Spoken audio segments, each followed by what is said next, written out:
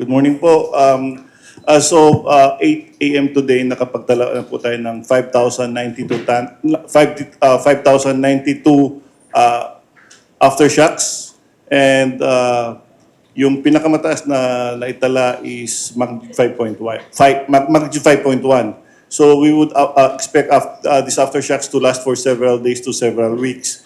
But habang tumatagal naman, nag-dwindle yung number and humihina yung magnitude.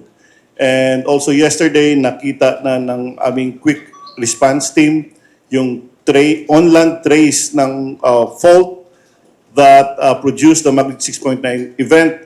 So tinatawag natin itong Bogo Bay Fault. And they were able to map 200 meters muna, but they did a drone survey. And approximately, they were able to see the trace of the fault for about 1.5 kilometers. And right now, nag-field work pa rin sila and they're trying to measure the exact trace of the fault, which is again, tinatawag nating Bogo Bay Fault. Director, yan po bang Bogo Bay Fault na yan, newly discovered fault o matagal lang nag-i-exist? Well, most likely matagal na yung nag-i-exist. It's just that for the past since 1600s, wala tayong ma-associate na big event on this fault. Hindi natin to nakikita before kasi a major part of the trace ay nasa dagat. And then nag-extend naman to sa lupa, but yung Cebu kasi is mostly made up of limestones, and kapag limestones, madaling ma-dissolve sa ulan yung kanyang trace. So yung mga fault signatures natin, fault markers, pwedeng mapagkamalan natin na sinkholes or caverns or caves. So that's the reason why hindi natin ito nakita dati, but again, a major part of the fault is nasa dagat. Yung sa mapa natin, yung nakikita natin, yung surface manifestation. Yes. So, yun yung rupture. Pero ang pinanggalingan talaga niyan ay galing sa ilalim. Exactly. Yun po ang tanong ko sa inyo.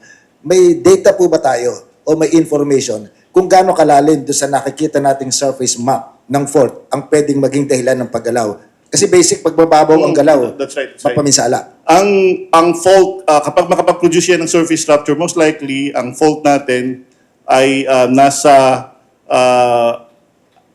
not more than 30 kilometers yung depth. Kasi yun yung seismogenic zone natin. Okay. Sige po. Basic pa. Gaano po kababaw para maging mapaminsala ang lindol? Given the same amount of movement. Okay, so depende yan. For example, the magnitude 7.8 event last 1990, July 16, around, depende sa authors, kung sinong tatanungin mo, between 19 to 25 kilometers yung lalim niya. Yung the Bohol earthquake in 2013, its magnitude 7.2, nasa 12 kilometers ang lalim. This time, its magnitude 6.9, nasa 5 kilometers yung lalim ng fault.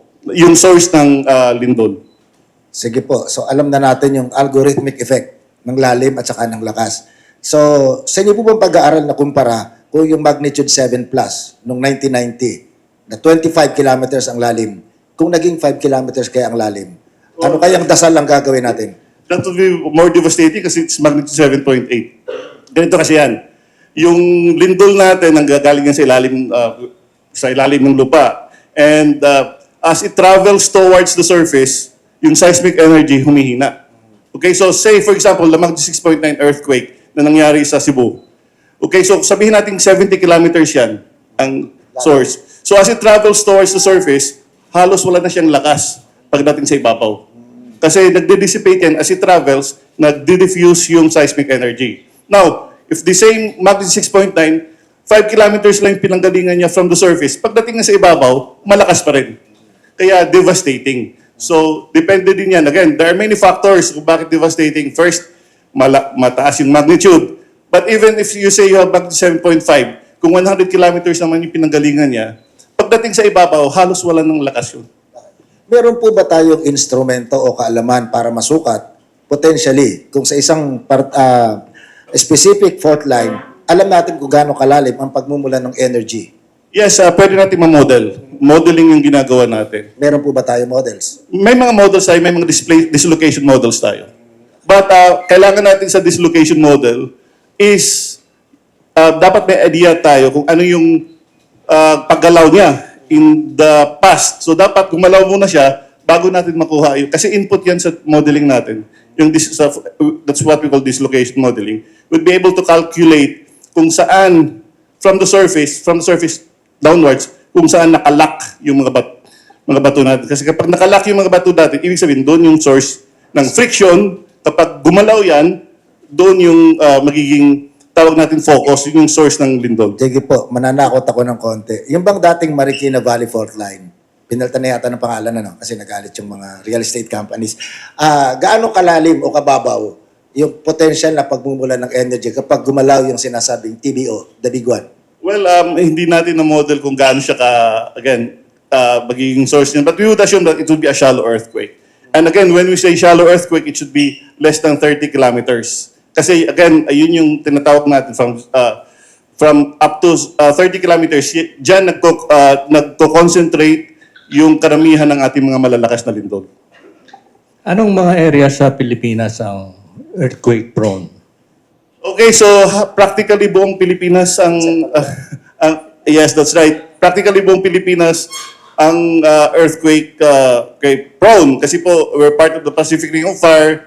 And we have more than 180 active fault segments, and these are all capable of generating minor to light to moderate to strong to major and even great earthquakes.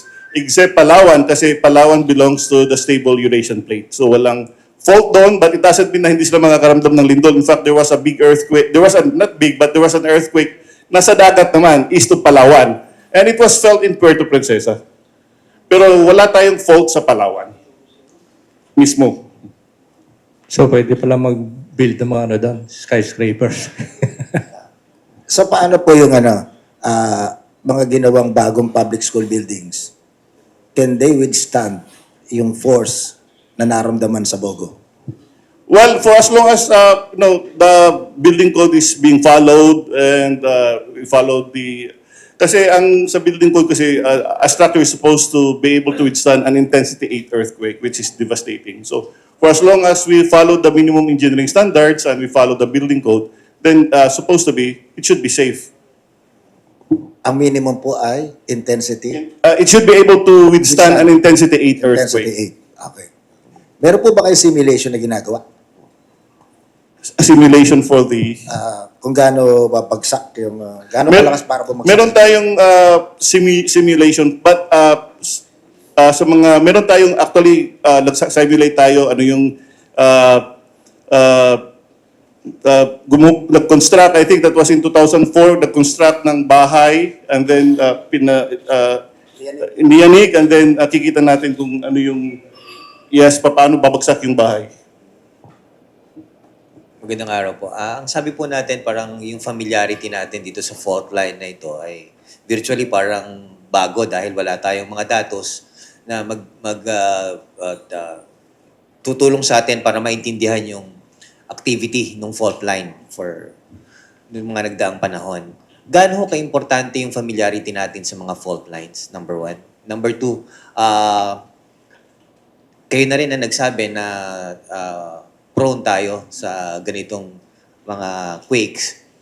Gaano pa yung sa tingin po ng PHIVOLCS ay hindi natin, na wala tayong pagkakaalam dun sa ibang mga lugar na in terms of fault lines? Gaano pa karami ito? Okay, so ang karamihan na namapan natin would be on-land faults, yung nasa lupa. Kasi again,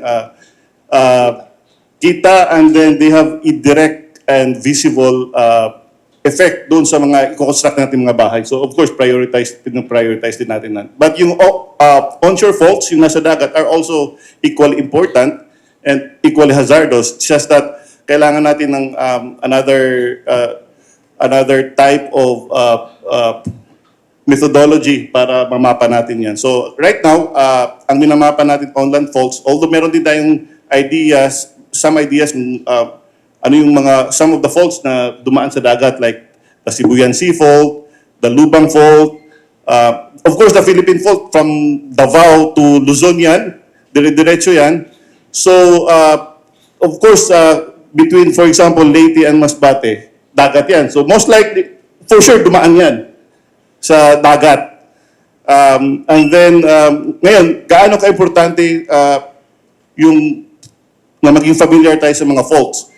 Very important yan kasi yun yung basis natin for our comprehensive land use plans. Nabibigyan natin ng advice yung mga LGUs kung saan sila dapat magtayo ng bahay kasi ang recommendation natin is wala dapat na permanent yung structure used for habitation on top of an active fault. Kasi wala tayong engineering intervention for ground rupture. Ito yung nabibiyak yung lupa. Yung capacity po ng ahensya, as we speak, anong capacity natin in terms of equipment para mapag-aralan itong mga bagay na ito? Are we fully equipped, sir? Again, marami naman tayong experts sa PHIVOLCS. It's just that we don't have, for now, we don't have enough, warm bodies. Kasi aside from doing fault mapping, we also answer to queries from the LGUs and we're being asked to, do information dissemination campaigns. We were being asked to review their comprehensive land use plans. But with the passage of the PHIVOLCS Modernization Act, which was signed by the President last April, hopefully, madagdagan yung mga tao natin. Right now, we are around 450 sa PHIVOLCS, but half of that, mga cost staff. Okay, so what happens here is that we hire them, we train them, and then they leave. Kasi walang permanent positions. So again, with the passage of the PHIVOLCS Modernization Act, hopefully madagdagan yung mga plantilla positions natin. Meron ba kayong coordination with, alimbawa, DPWH in terms of standards, building standards na dapat i-observe? Lalo na sa earthquake-prone areas? Yes, nagbibigay tayo lahat ng data natin, accessible yan sa DPWH kapag naging sila ng information from us, binibigyan natin.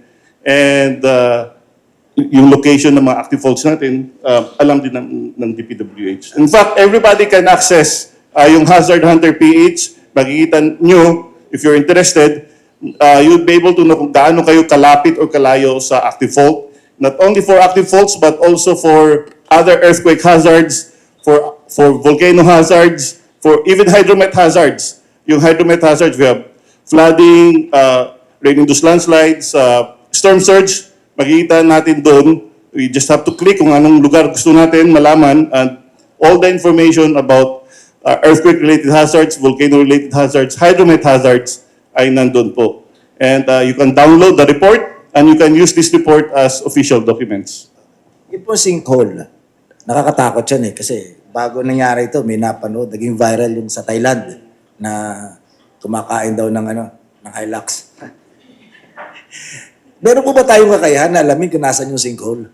Yes po. In fact, yun yung ginagawa ng MGB, Mines and Geosciences Bureau. Meron din silang instruments. DNR. And kasi yung sinkholes kasi, mapping of the sinkholes, nasa mandate po yan ng MGB. And right now, may kasama din po tayo, may quick response team tayo ngayon from PHIVOLCS, but may mga kasama din tayo na mga taga-MGB na sumama and imamapa yung mga sinkholes natin. They did that in Bohol, and they did a very good job.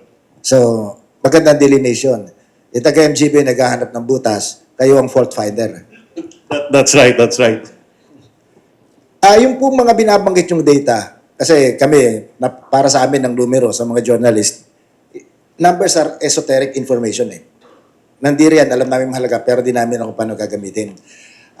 Batay po ba sa, kasi nag-re-release kayo regularly kung gaano karami yung monitor yung earthquake, parami ng parami, nababawasan. Yan ho ba paraan para ma-predict? O kung hindi man predict, kasi too strong yung language na yan, magkaroon kayo ng hint na maaaring may paggalaw na magaganap. Okay, so nagpapalabas tayo ng earthquake information kasi kapag may lindol, gusto malaman ng mga tao kung saan nanggaling. And nagpapalabas din ng information, for example, kapag may lindol na sa dagat, para alam din ng mga tao na, okay, pwede mag-generate ito ng tsunami. So yun, isa yun sa mga reasons kung bakit nagpapalabas tayo ng information about the earthquakes. Para, again, masatisfy yung curiosity ng mga tao, uy, malapit pa to sa lugar namin, ano kayang source nito? So, para maging aware din sila na, okay, there is an earthquake generator in your area.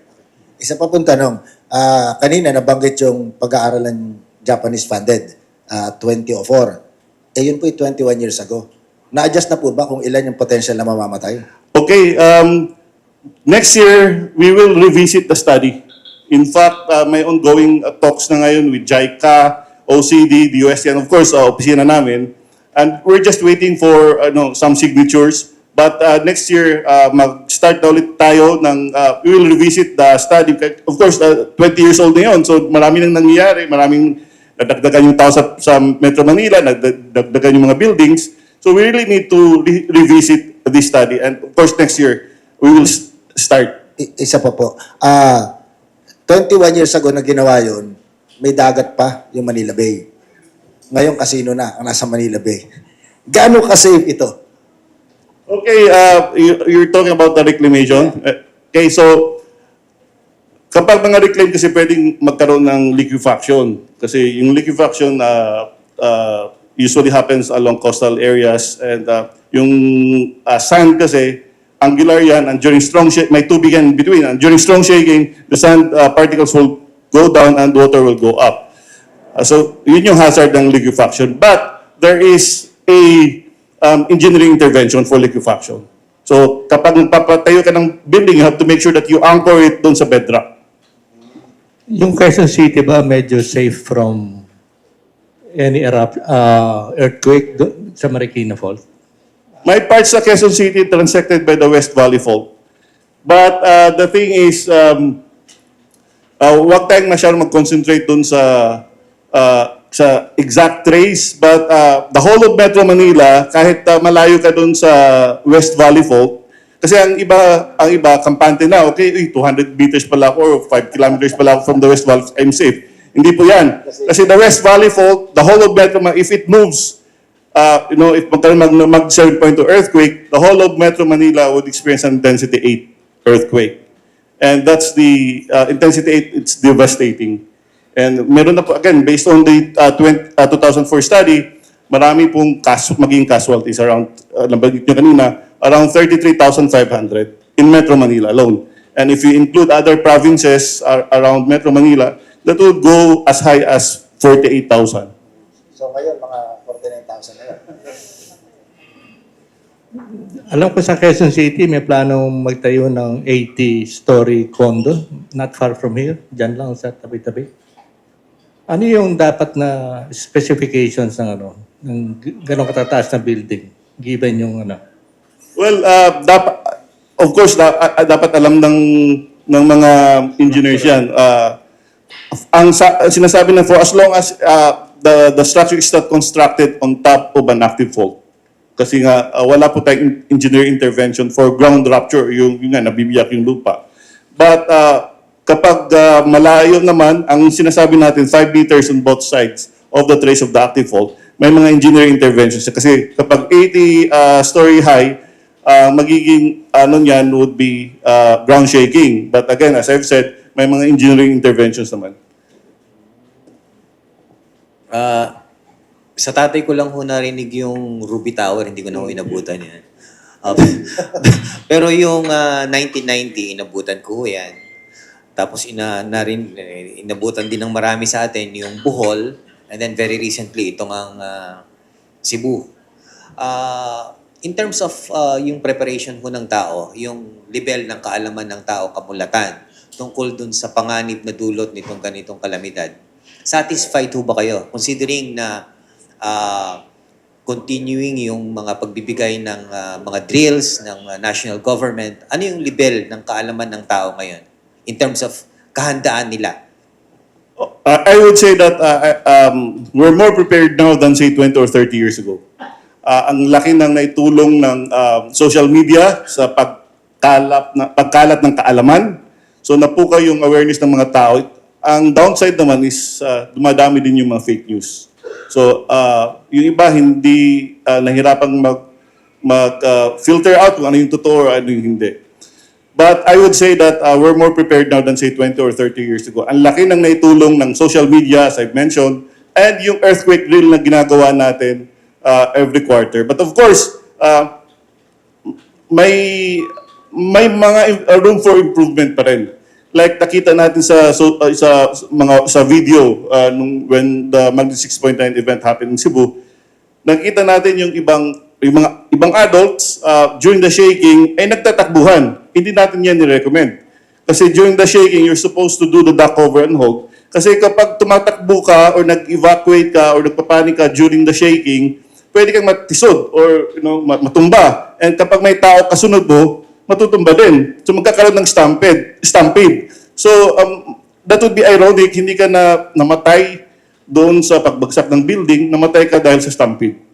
But may nakita rin tayong videos ng mga bata na sa computer shop, pero hindi ko na alam bakit anong ginagawa na sa computer shop at 10 o'clock in the evening, ang daming computers, and they did the duck over and hold, which is, nakita nyo, they did the duck over and hold, which is, natutuwa tayo kasi, nag-paid off naman pala yung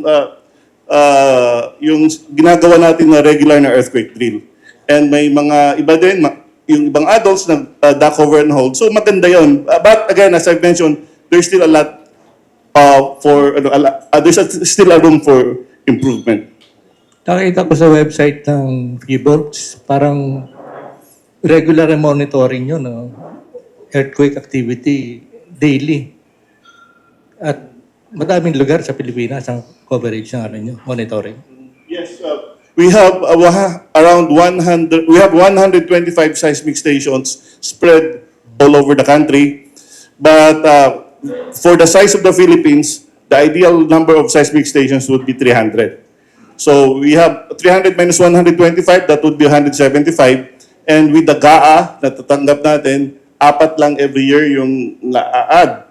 So that would take us more than 40 years para makumpleto natin yung the ideal number of seismic stations. That's the reason why we're pushing for this PHIVOLCS modernization. But hopefully, within the next 5 years, makumpleto natin yung 300. Again, napapasalamat tayo sa ating presidente kasi napirmahan yung PHIVOLCS modernization. Okay. Director, social media na kumalat naging viral. Yung video, nabulabog daw yung mga ibon, lumipad. Bago, may video na yung daw mga isda, nagsilango yan. Of course, wala mo akong isda nakikitang gumagapang ano. Tapos yung mga langaw, nagliparan din. Tapos may nagpakita pa na yung magnet, yung ref magnet, nahuhulog minutes bago naganap yung paglindol. Yun ba'y totoo o na-POV lang kami? We don't subscribe to mga unusual animal behavior. Hindi po scientific yan para sa amin. Kasi minsan naman, yung mga ibon lumilipad, wala namang lindol. O yung ref magnet nahulog, wala namang lindol. So hindi natin pwedeng associate yan with earthquakes. Baka nagkataon lang. Kasi yung iba din nagsasabi, kaya pala yung aso namin tahol lang tahol. Kasi lilindol pala. Kahit wala namang lindol, tatahol talaga yung aso. Po ay naitanong ko na rin po sa isang kasamahan natin sa PHIVOLCS nung nakaraan. Pero po I need an in-depth clarification po. Kasi po yung nangyari pong lindol sa Cebu, he was saying po that it's not directly connected po dun sa possible na the big one. Pero po ang tanong ko po kay Sir nun, is it not like a piece of glass na kunyari po may basag sa isang corner, tapos natapik po yung gitna? Wala po talaga siyang kahit deeper connection. There's no any connection po. Kasi po, we have to remember po that the fault is very, very ripe already. Is there no connection at all po? Tama siya, wala pong connection yan. Meron tayong tinatawag na stress transfer. Like, if a fault moves and it releases stress, pwedeng matransfer yung stress niya to nearby fault.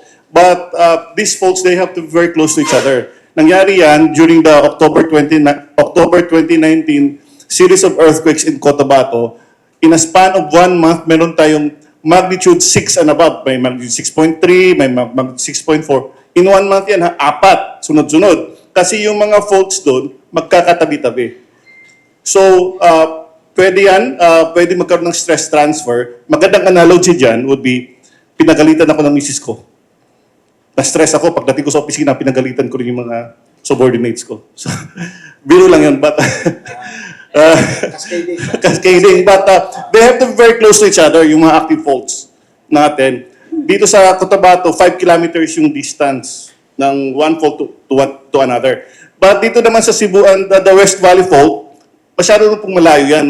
Walang connection yan and hindi po sila konektado. So, wala pong effect yung Magnitude 6.9 with the maging motion ng West Valley Fault.